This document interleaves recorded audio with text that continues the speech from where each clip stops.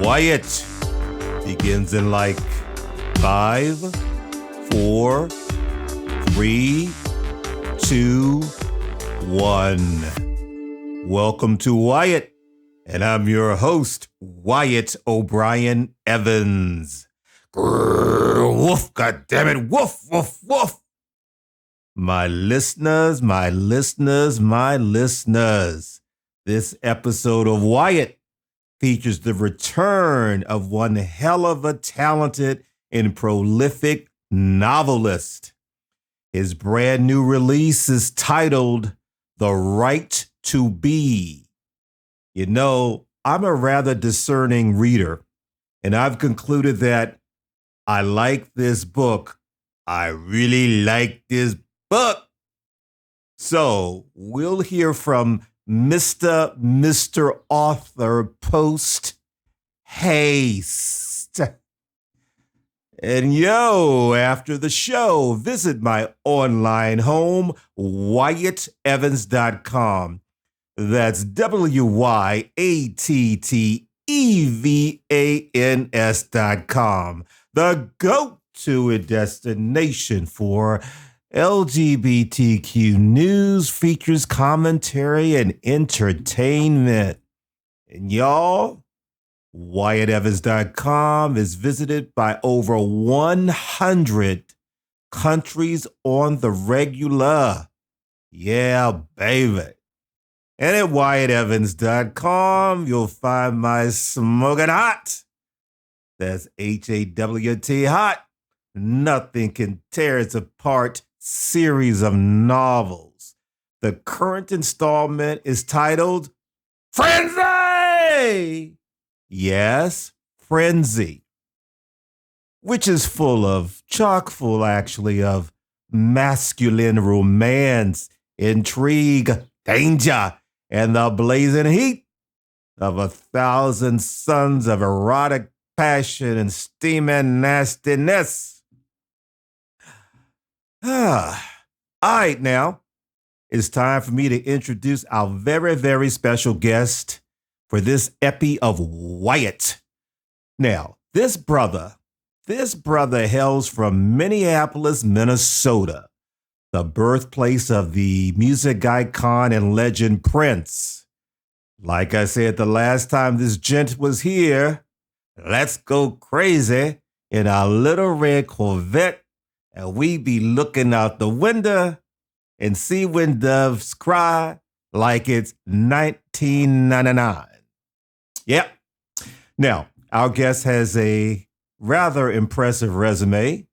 He was an original member of the multi-Grammy award-winning musical group, The Sounds of Blackness. He's also the author of the popular and enthralling Christopher Family novel series, which can be found on the shelves of public libraries across the state of Minnesota and in Des Moines, Iowa. Now, that's one hell of an accomplishment. And as a poet, he's been recognized by the International Society of Poets as one of its best poets of 2003.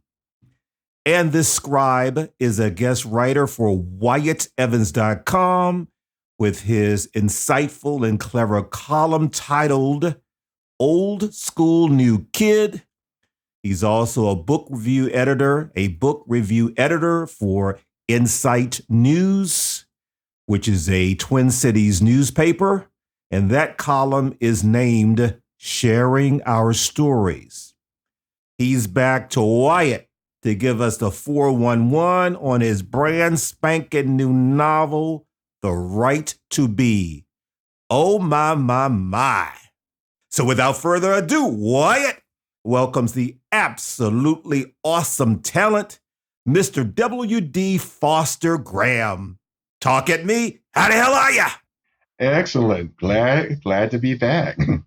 Well, we are glad to have you back. And you know what? I call you Mr. Melodious Voice. Oh, thank you. Of course. Okay. Now, well, my brother, You've just had a birth in the family with your brand new novel, The Right to Be. How does it feel? It feels wonderful. Just as being a writer, it's always that moment where you hold the fruit of your labor in your hands for the first time. I mean, there's nothing quite like it, especially if you are an author in the literary field. Love it. Exactly. You know what? WD, I know exactly what you feel and how you feel. My audience, my listeners, I thoroughly enjoyed The Right to Be, and let me tell you why. It's rich, sophisticated soapy drama. You've got emotional conflict. You've got angst. You have intrigue. And y'all, you've got sexually charged situations. So, Mr. Foster Graham, kudos to you. Thank you. Thank you, Wyatt. Appreciate it. Yeah, that well-written sex is so important. I mean, it's the icing on the cake because, of course, the story, what goes in the story is most important, but that is just wonderful confection, that icing on the cake. Anyway, now, this is your first male-to-male romance novel. So let me ask you, sir, what was your motivation, inspiration to write a, male-to-male romance novel? Well, it started because a friend of mine back in the day, gave me a romance novel to read. And once I read it, that was it. I said, there isn't a day where you don't find me with a romance novel somewhere ready to read. And now, granted, they were all male female romance novels. And then, of course, Brenda Jackson came along. So I give my kudos to this sister where she brought black love to the forefront. Okay. Especially when traditional publishers said people wouldn't be interested. She proved them to be a total lie. Mm-hmm. Now, but when it came now in my series, there are romance elements in the previous 5 books. Right. The thing I was seeing, because I loved reading books by Elin Harris and James Earl Hardy, mm-hmm. and after reading other male romance novels, I noticed something. There is a great need for black love. Right. And so I said, just like Toni Morrison did, write the book that you want to read, because I've read a lot of them. Now there's some very good authors out there. The thing was that the majority of the novels that are there, the characters are white. Right. You might see a black character as a main character every now and then. Mm-hmm. Now I say, no, in interracial romance, that's fine and dandy. My thing is, though, I want to see more black love. I mean, like Essex Hemphill said, black men loving black men is the ultimate revolutionary act. Which is, mm-hmm. You're totally correct. That's why I wrote my Nothing Can Tear Us Apart series of novels. And I was a friend of the visionary Essex Hemphill. So I know exactly what you're talking about. Soon, my friend, we're going to drill down into The Right to Be. But for right now, let's travel back down the corridors of time. Get your backstory.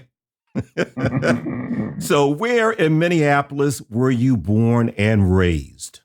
I was born and raised in Southside Minneapolis. The heart of the community was right there on East 38th Street and 4th Avenue South. Wow. Yep. So that's where I grew up. Now, although my father was a military man, eventually we settled in the community. And in my community, I have I have my grandmother and all my cousins. I have 30 first cousins, and we all lived within walking distance of each other. You are kidding. Literally, South. People think in terms of Minneapolis does not have a large Black community, not like you'd say Atlanta or DC or Chicago. Mhm. So you had that thing. And you had the North Side Black community and the South Side Black community. And I know my high school was 4 blocks away from where I lived as a child, and the church was down 4th Avenue on the south side of 38th Street. Basically the community itself, everybody kind of knew everybody else, which meant that, let's just say, if you're a child and you were someplace where you weren't supposed to be, you run into somebody who knows a friend of the hairdresser who knows your mother. And so Ooh, because I was going to ask you, I mean, because you couldn't misbehave because family would know about it. no, you couldn't. You mean, so in the community, I didn't have one set of parents. I had at least 20 sets of parents. Oh, God. Yeah, they kept us in line. Oh, my goodness. Okay, well, that's a perfect segue. Okay, tell us what you were like as a little boy, as a little nipper. What 3 characteristics best described you? Okay, I love to read. I had my Uh-huh. pen in the book all the time. I was quiet, hard as you believe, but I was. And I was a nerd. I admit it. I love to watch those 1950 sci-fi movies. When they had creature feature, of course, I'm telling Yes. my generation here because, yep, I'm a baby boomer. Um, so those are the things that would describe me. Well, you know what? I can relate to that, WD, because I'm a baby boomer too. And I remember Creature Feature. Hmm. Like on Saturdays, it would scare the hell out of me. uh, Oh my God. Okay, cool. All right, let's fast forward. You graduated from Luther College with a degree in psychology. Mhm. That is correct. Uh-huh. Why psychology? Well, when I was in college, I always loved to read those books about, okay, what makes people tick? What Mm. motivates people to do what they do? And, what's the good, the bad, the indifferent, or idiosyncrasies. So I graduated from in psychology. And of course, I had a Ah. minor in Black studies. Okay, that's cool. Mhm. That's cool. Then later on, you became a member of the multi Grammy award winning musical group, The Sounds of Blackness. How did that happen and what was that experience like? When I was in Luther College, we had a group called the Melody of Blackness. Oh, Prior to that, I was in the school band. The idea of being in a choir, just never occurred to me until I was in school. And after I graduated, um, I went to a rehearsal because the director, Gary Hines, he and I are classmates. oh, okay. And so as a result, I went and auditioned. This was back in the day, long before Jimmy Jam and Terry Lewis. Yeah, And one things they were looking for was because Gary has loves 4-part harmony was a right. bass, and that's me. Oh, And that's how I got to be in the sounds. And ironically, for a long period of time, I think about 20% of the ensemble was made up of my relatives. what? That is correct. The Get out of Johnson here. the Johnson family was well represented in the Sounds of Blackness. Wow. Boy, that's fascinating. As Mr. Spock on Star Trek would say, that's fascinating. Wow. Okay. Let's move on to your journey as an author. What propelled you to write? I mean, for example, with me, it was that burning desire, for the world to hear my particular voice and point of view, and my fervent need to tell those stories that, echo the lives of ethnic, particularly Black, gay, or same gender loving SGL men. So in your case, what was it? For me, there is something that said that to be a good writer means being a good reader. And I got my love of reading from my father. He Ah, read voraciously, and I took after him. So as soon as I was old enough to pick up a pencil, I was writing, short stories, making up these characters in my imagination. And as I got older, as I was, reading, especially getting books from the library, I kept wondering, where are the characters here who look like me? right. And so that's my love of writing combined with that propelled me on a course to want to write and represent not only African Americans, but also SGL African Americans as well. And Right. so writing has been my passion for as long as I can remember. I got it. Okay. WD, since you brought up your dad, I was going to speak to you about him later, but let's talk about him now. Um, I know when you were on Wyatt months ago, you said that your father was your greatest inspiration. Um, Tell us about that. That's one thing about my dad. I mean, he was, shall we say, my biggest critic, but he's also my number one fan. When he Mm, when he saw I was serious about writing, he always had my back. Um, I know when I first published Mark My Words, once I completed it, he was the first one to read it. And I asked Dad, okay, well, my main character, his name is Alan Beckley Christopher.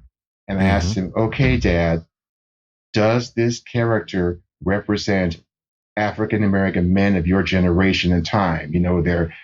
Their mindset, their values. And when he said yes, that's all I need to know. That was it for me. So That was your seal of approval. that was my seal of approval.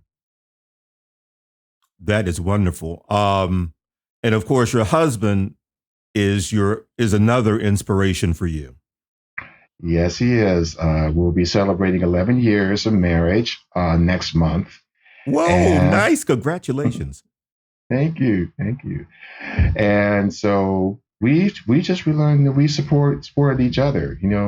You learn as a writer. You celebrate all the small victories, all the good Hmm. things, and he's been that one to share them with. I also wanted to say the same for my son. He will turn 21 next month, Oh, and he's wow. the other person who my novels are dedicated to, because he gave me some valuable input to write The Right to Be, because the characters are in his generation. Right. That's right. Um, I'm glad you brought that point out about support because it's really hard being a creative person. I don't care if you're a musician, an actor, an author, because, a lot of people don't get you, if you know what I'm saying. Hmm. And in order to be successful at it, you really need it. Let's put it this way: it helps to have people that really believe in you and what you're doing, and will give you honest, critical feedback. If something stinks, they tell you. But just knowing that they are there in your corner makes it so much easier. It does. It really, really does. Hmm. Okay, it's my understanding that it took you 17 years, WD, from writing your first book until it became published. That's a fascinating journey. So, what challenges and obstacles did you face along the way? Well, the first thing was the fact that I had never written a novel before. It was my Mm, first one. I loved writing short stories, but at one point, a pastor friend of mine said, "Well, why don't you just put things together into a novel?" So it took me like 5 years to write it. Of course, the challenge is the discipline to do it because you work in a full time job in a 9 to 5, you mm, only have so much time. So it's up to me to discipline myself to write 2 hours a day and right. make that time inviolable. The next Hmm. challenge was after we wrote it was the whole process of getting it published because I was No, very naive about what the publishing world involved. right, And so first I tried to say to find an agent, and of course the quote agent, just basically sat on it. right, And then there is the mentality about you're writing about a novel that's dealing with very highly successful African Americans, right. whereas so many people are talking about the stereotypes. You know what they are about Hmm. about black men, Right. and so I learned about the process. I call it publishing while black. Oh, yes. So, and what I got was, you know, I realized that in traditional publishing, the racism is there. Yeah, It's there. There's no question about that. yeah. So, as a result, I guess it took 12 years to get it published because finally I looked at the fact, let me go ahead and do it as an independent author because then I would have the creative control, Right. and then I could dictate, okay, what was what. This is my project. Who knows it better than me? WD, I have to echo your sentiments, what you're saying, and let me tell you and my audience a quick story that will make you laugh. I remember when I was finishing up rather, um, the first in my Nothing Can Tear Us Apart series of novels called Uncensored. So anyway, I was trying to get an agent, right? So anyway, I go to this agent's event. You know all about Mm-hmm. them. Authors have like 5-10 minutes with an agent, right? So, okay. I was with the agent was this white woman, and she looked at me. They review your stuff before they even see you, so they know what you are writing about, that sort of thing, right? And the genre and all of that great stuff. So she looks at me. She says, "How can you be gay?" Because I'm a masculine looking fella. So she says, "I uh, don't get it. How can you be gay?" I said, "I am gay. I'm proud of it." mm, I said, "That's just the way." And she just couldn't get over that, mm, and just putting that aside, it was this whole, they didn't want to touch anything gay. And then I'm black. So mm, I said, let me just publish it myself, create my own publishing company, mm. and you have control. Yes. And as Janet Jackson says, it's all about control. Mm, Anyway, okay. My brother, it's time now to do a deep dive into the right to be. Congratulations on a work with strong character development, with a moving story. My audience, you got to buy this book because you're like the fly on the wall. You are observing the goings on. What do you think about that, Mr. Author? I love it. I love it. Oh, and let me say, and this is so important, everybody. Mr. Foster Graham brings the passion, the heat, the nastiness. And let me spell that word: NASTEENESS, nastiness in a good way. I mean, the erotic elements are well written. Like I said earlier on, it's the icing on the cake. And hey, y'all, look, you got to go to chapter 7. Chapter 7, page 57 for an example of what I'm talking about. And you know what? Another thing, WD, and then I'll let you say something because I don't mean to hog this whole thing. No problem. You know what I like too about The Right to Be? It's a compact read. You know, sometimes novels just go on and on. They drone on and on. And when that happens, when they're too long, the effectiveness becomes muted or it's lost. Does that make any sense? Yes, it does. Yes, it definitely does. And so when I was writing it, you know how you know when, okay, this is it. So when I completed it, okay, this is it. I don't need to add any more or any less or have it be like, War and Peace. Right. Exactly. No, you're absolutely right. Okay. Having said all that, let's do a point-by-point analysis to give our audience a full flavor of The Right to Be.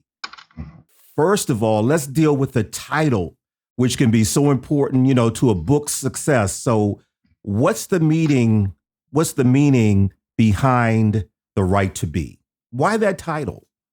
Well, the idea of that came from Mark My Words, because my main character's mother, Allison Christopher Davis, it was a very successful, in the entertainment field.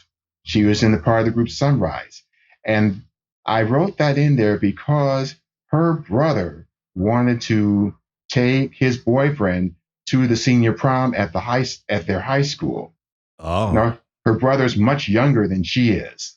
Right. So, as part of support and protest, she and her husband wrote a song titled The Right to Be.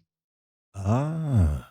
And so Allison's story is told in Mark My Words, book 3, and you'll have a backstory about what happened with her brother. Right. Her brother's name is Bernie. So I carried that over here because since now her son has been adversely affected by the environment in the Bahamas, that song comes back to play. Mm-hmm. Oh, very, very nice. Okay. Mm-hmm. Oh, I will also add this in the book. The Right to Be wins the group their first Grammy. Oh, clever man. Mm-hmm. Okay. Let's move on to the cover. The cover of The Right to Be. And, we authors know, and, the buying public knows this as well, a cover can be critical. Now, The Right to Be, the cover model is delish. Who the hell is he? Well, the cover model, I got this when I created my covers. There's a website called Poster My Wall. So It has all these places where you can design covers, and you also get stock photos of models. So I got my license to use this as a cover, and because I wanted my readers to see what Alan looks like. Mm-hmm. I describe him at the very beginning. Alan is 6'5". He has dreadlocks down to here. He's built like a brick house. Oh God! So you're seeing what one of my main characters would look like. Because look, WD. Look, I was going to ask you for his numbers and his digits because I wanted to give him a call. I can imagine. Listen, I am single. I am free at this point. I wanted to give this brother a call.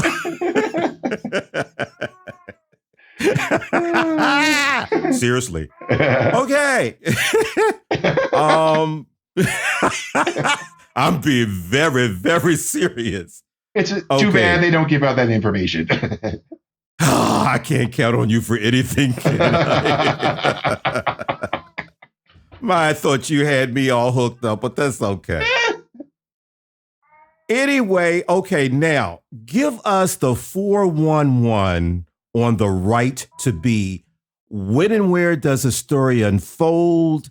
Tell us about the main characters. Give us that storyline.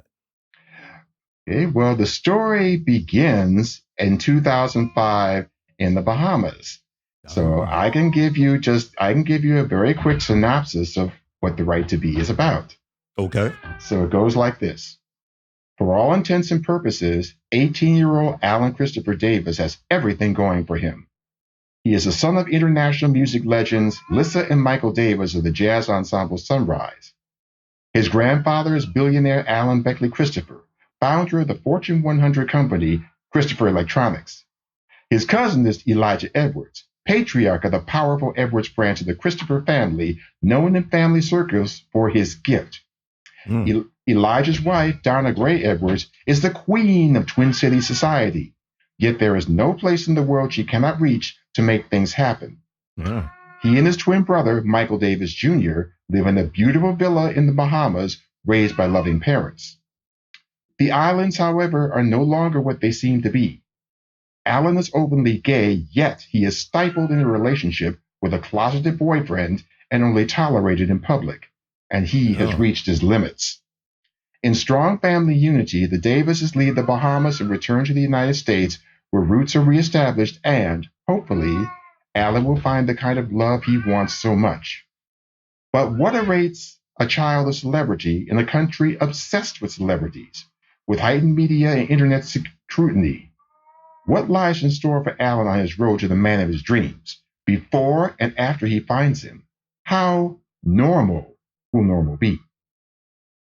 Oh, nice. Intrigue and soapy goodness. I like it. I like it. Thank you. Okay.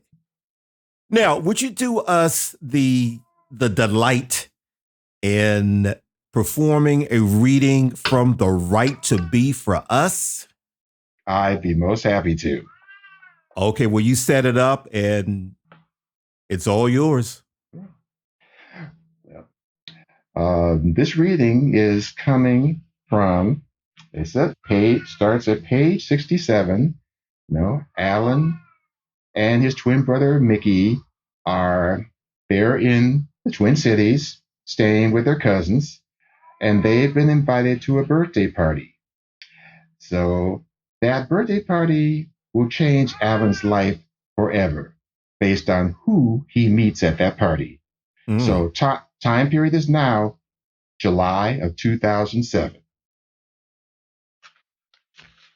And he and his cousins, Ronell and Jermaine, have pulled up to the lake. The party is going strong.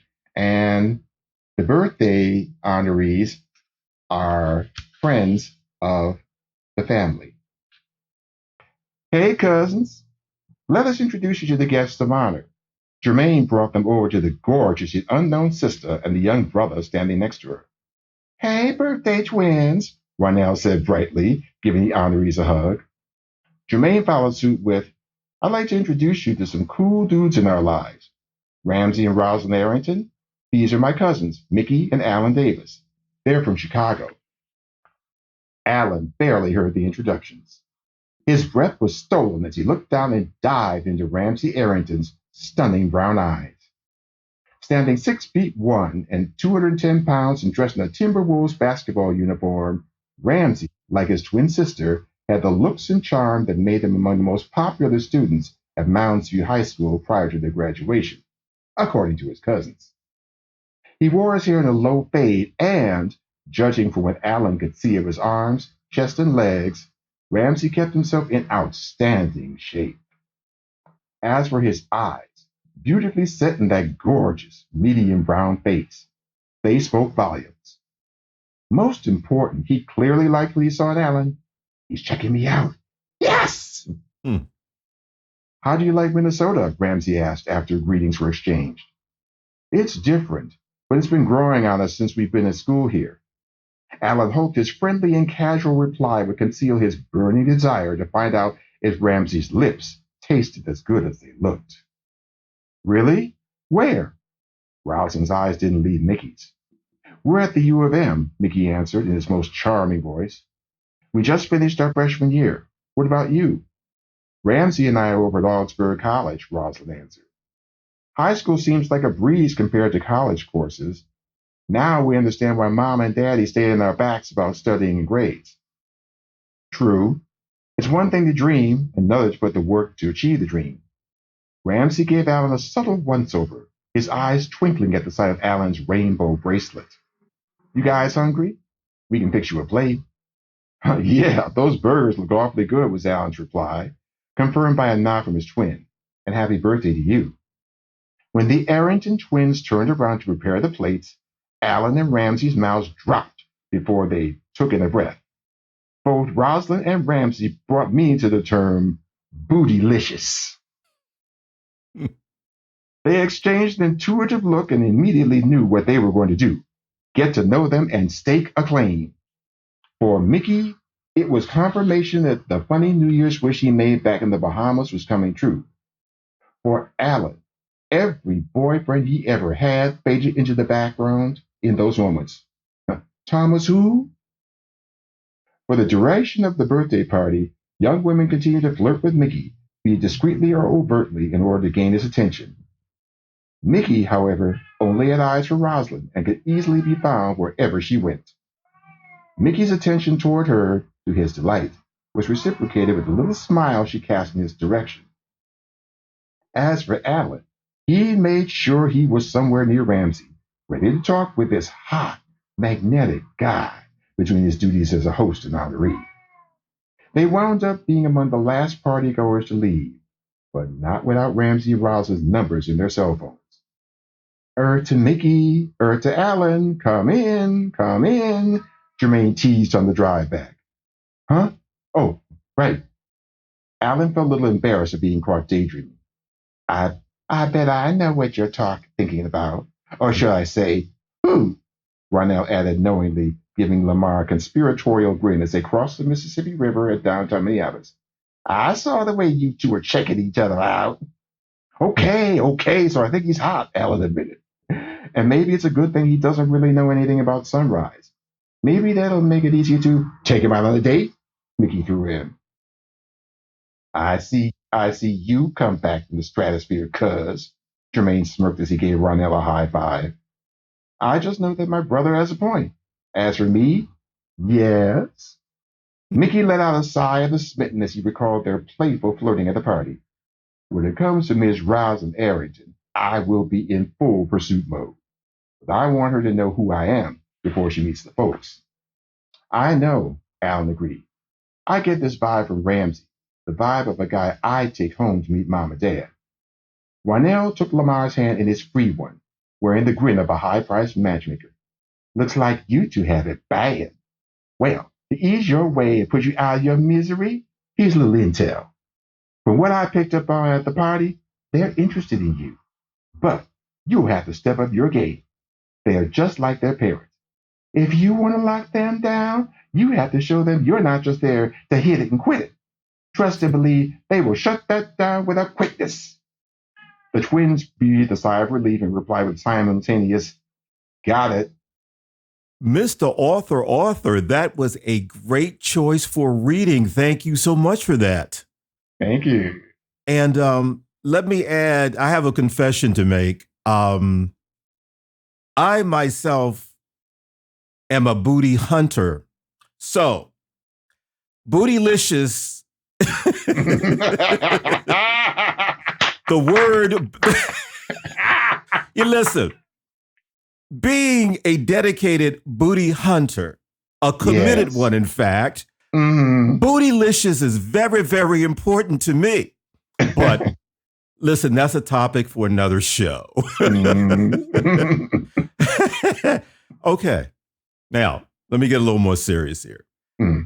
If you don't mind, I would like to explore and discuss the process, the author's journey from the decision to write the book and the commitment of time to the author's purpose, to the writer's process, and then lastly, the importance of promotion and marketing. Because WD, for example, when I do book tours and seminars, and it happens to you too, I know, at least one person will ask, Mr. Evans, I have a book in me, but I just don't know how and what to do to get started, to get it done. I don't know if I can commit. What say you, Mr. Foster Graham? Well, I always say the word is you got a book out there, you got a book inside just waiting to come out. Don't wait. Do it. Just do it. Sit down. Get the words out of your head. A first draft is not expected to be perfect, but it gets the words out of your head and onto some paper or onto a laptop. And and take the time. You can say I don't have time, but if what we give is what we receive. If you keep saying that, that's what's going to show up. So it is up to me as an author to commit to that time, whatever it is, whatever works for you. Many persons may be working a full-time job, and they have families. But yet I've seen persons like Brenda Jackson, but she did it anyway. She made the commitment to do it. That's one thing I would say right off when it comes to writing and stuff. And once you do it, don't let anything stop you from following your dream.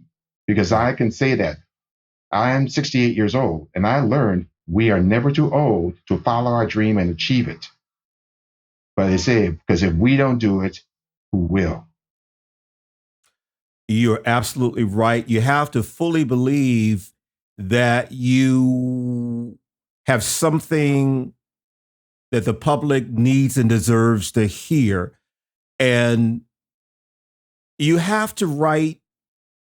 For me, I have to write every day, even if it's just a half hour, even if it means getting up early to do it, because I have a full-time jobs actually, or, going to bed late. Sometimes you've got to forego that football game. Yes, you do.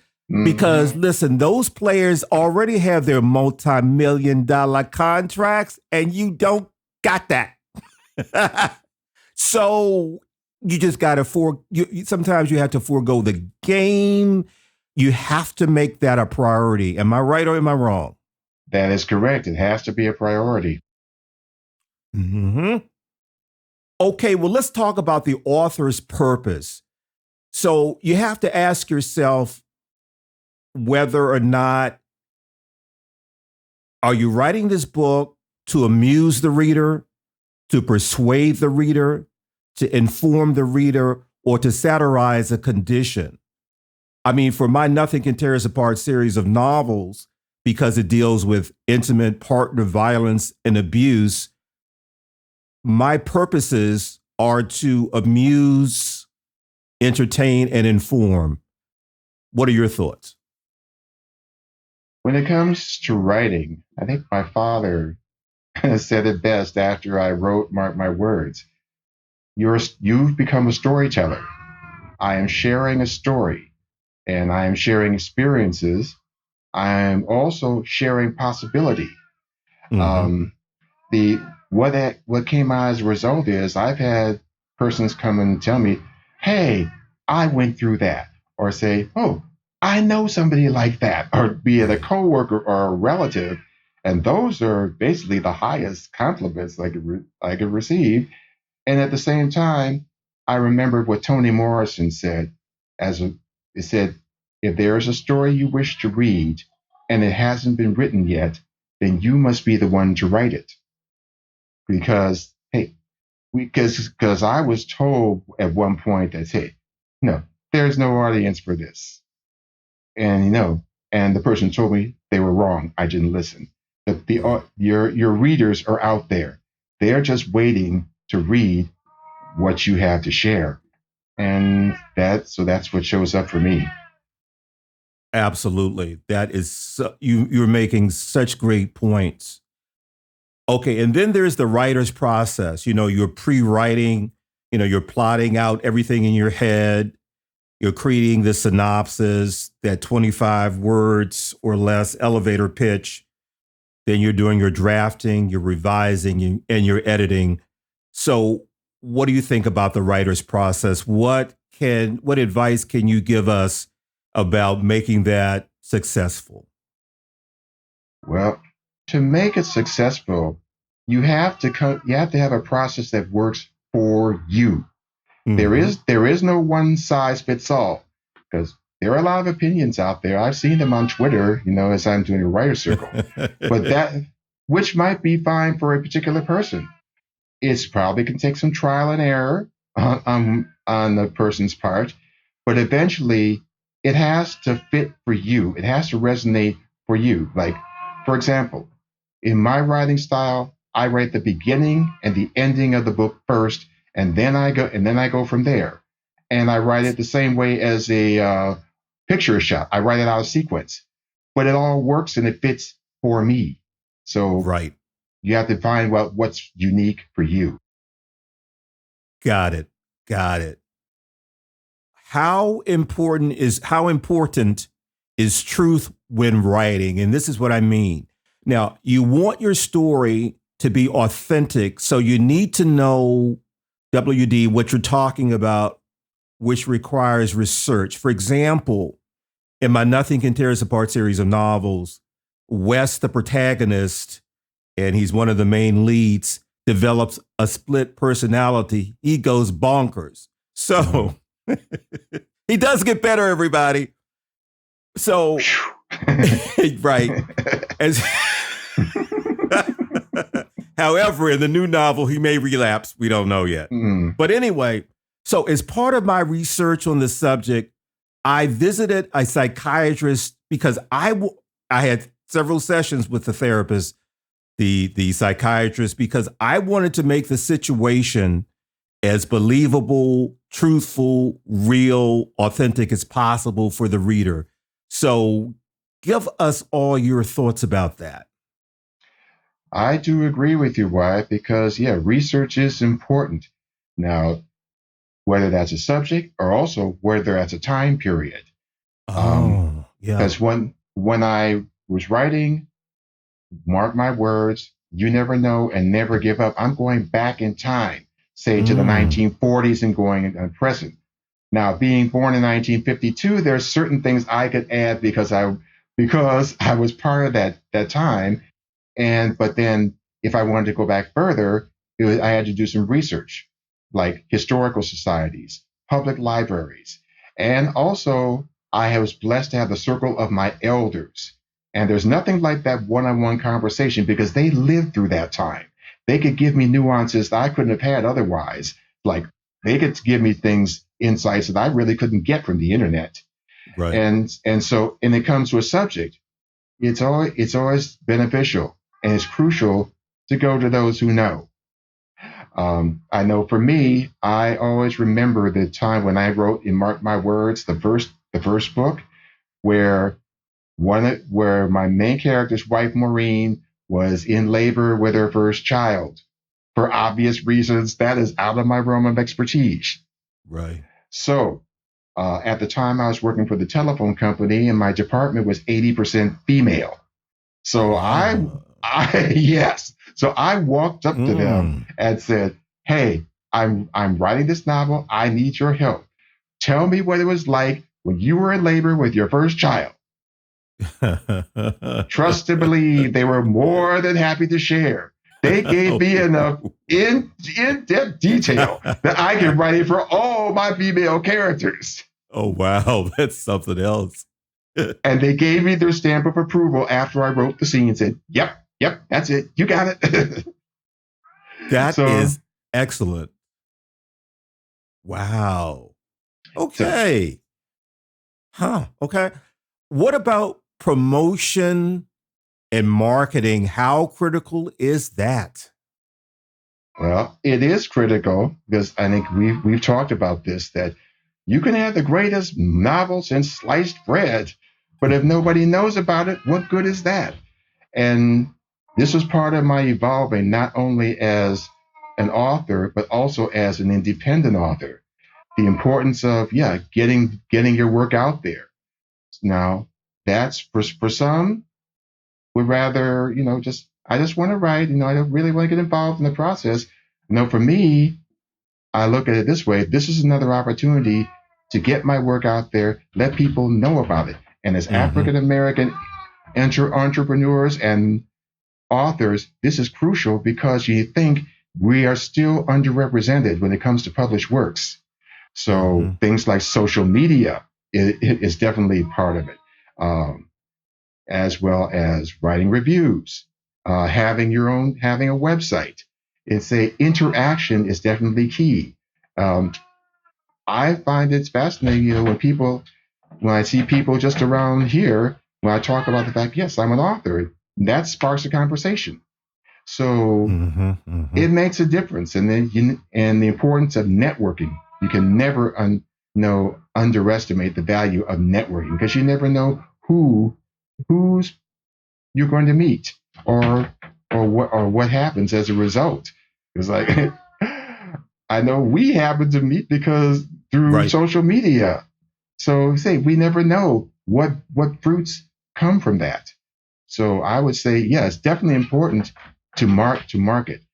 You have, sure, you're going to have some bumps in the road along the way, but as we fine tune our craft, and also as we determine who our readers are, that makes it more focused. Absolutely. Those are listeners, those are really very good points. Um, I must say, you are prolific. I mean, for example, your old school new kid column is at wyattevans.com. And I'm really fortunate to have you as a guest writer. Tell us just a little bit about that column. Well, I call it old school new kid. That came because of the fact that yes, I'm a baby boomer, but I have a millennial son. So Oh. that's how the title came up. And I wanted to have a column that comes from a perspective of those of us of a certain age. Mm-hmm. Now say I love reading about the younger brothers out there as they're on YouTube and different columns and stuff. So I wanted to bring my voice as someone who is part of that generation. I mean, those of us who were there, before Stonewall came about Mm-hmm. and all the social movements, that sort of thing, and just talking about, you know, I may share some things about what I write, but also share some topics when it comes to, the differences or the challenges that come with us at a certain age.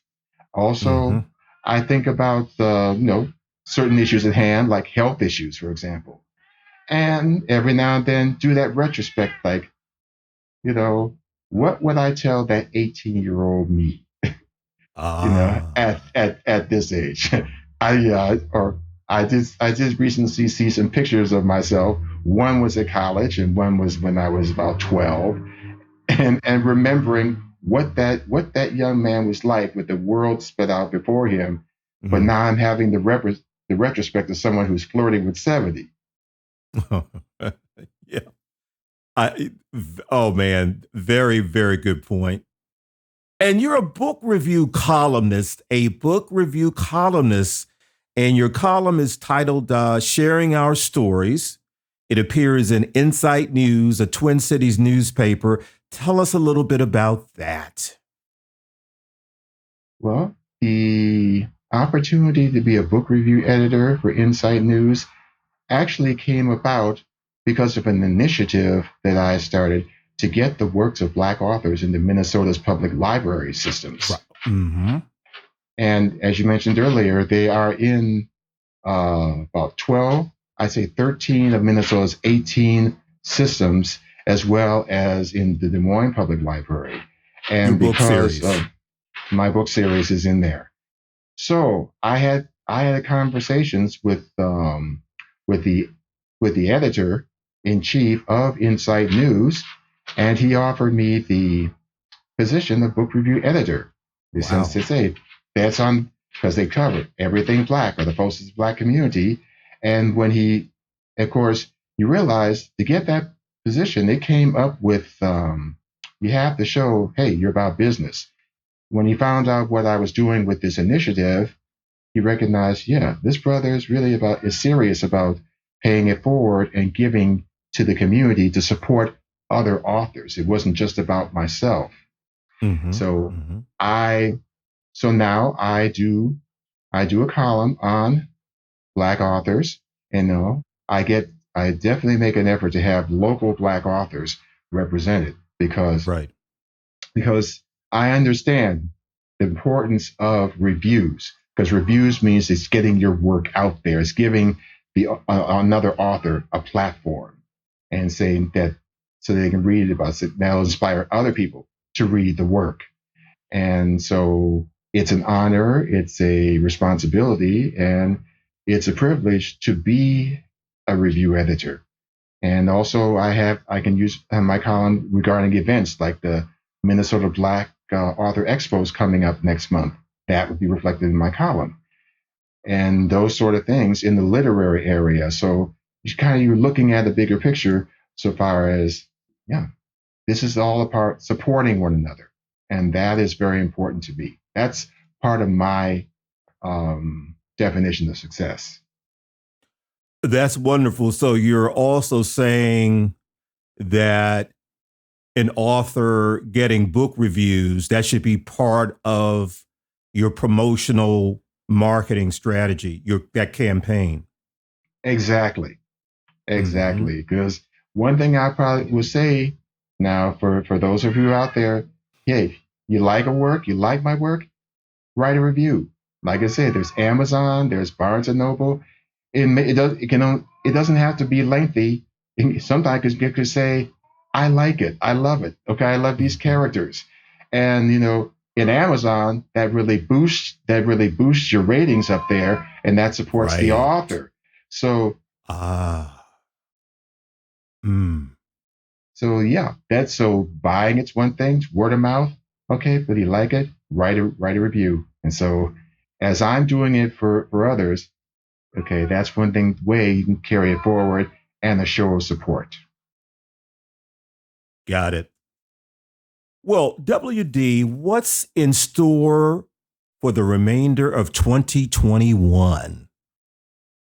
Well, in the remainder of 2021, I have another romance novel coming out, and it's What? entitled Yes, I Oh, do. I got another one. oh my God. Okay. And it is entitled To Thine Own Self Be True. Repeat that, please. Or To Thine Own Self is the title. But Okay. it comes from the phrase to thine own self be true. Mm-hmm. So it is a male romance novel because I'm all about black love. Mm-hmm. And this one coming out is about a a black man. He is an associate pastor of a predominantly LGBT church Mm. for members of color. Of course, he is quote a straight associate pastor. His wife was killed. He's left with three children. Oh wow. But then he's realizing gradually that he's not as straight as he thinks he is. Uh-oh. And he is part of the Christopher family. His name is Reverend Daryl Edwards. Mm. The other partner in this is Cesare Morelli Montgomery, a Mm. biracial African American and Italian man Mm. who is an adoption attorney. So he is helping the LGBT community so far as the adoption process to create forever families. Uh-huh. So he has a rather overbearing family who wants nothing more to see him at the altar with a husband. They, especially Ah. the women of the family, they are on him all the time. And so he wishes for something of his own, but he just is not meeting the right people. So Ah. this is their story. Ah. Now, clarification, please. Now, the Rev is a bit unsure about his sexual orientation. Well, he's realizing that he's not as straight as he thinks he is. He's realizing that, yeah, that he's bi. And of course, he does have that talk with his children Okay. since his oldest son is gay. Well, the reason why I asked about that regarding the Rev is because you can send him to my house and I'll have a talk with him. Oh, okay. Listen, I would love to straighten him out, if you know what I'm talking about. Yeah. I would love to put him on the straight and narrow in my terms anyway. Okay, straight in quotes. Yes. Okay, listen, how can us grown folk follow you, connect with you? Okay. My website is wfostergrahamauthor.com. You can also reach me on Facebook. And my Twitter handle is at WDFosterGraham1. And you can also contact me via email at wfostergraham@wfostergrahamauthor.com. Wonderful. Now, my listeners, WD's new release is titled The Right to Be, and you've got to pick it up. It's a great read. It really is. And Mr. W.D. Foster Graham, I want to thank you for visiting Wyatt. I thank you, Wyatt. I think it's been a pleasure being part of it. I appreciate you. I appreciate you. Thank you so much. And thank you. And then continue to stay safe and stay well. And again, more power to you for everything that you are doing. You know what? As Michael Jackson used to say, "Oh, Tito, give me a tissue." I'm just kidding. I really appreciate it. Yeah. All right, my friend. Thank you so much. My pleasure. So there you have it.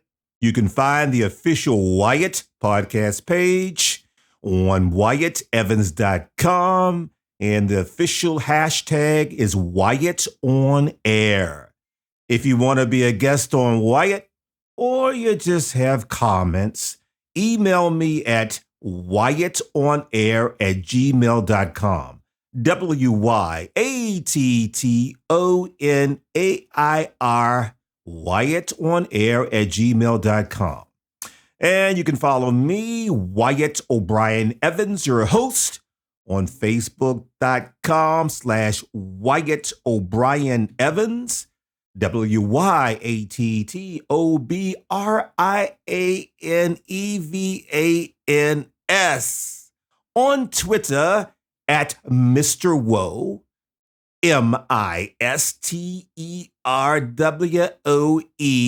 and on Instagram at Mr. Wyatt O, MRWYATTO. And be sure to check out my Nothing Can Tear Us Apart series of novels, the latest being Frenzy,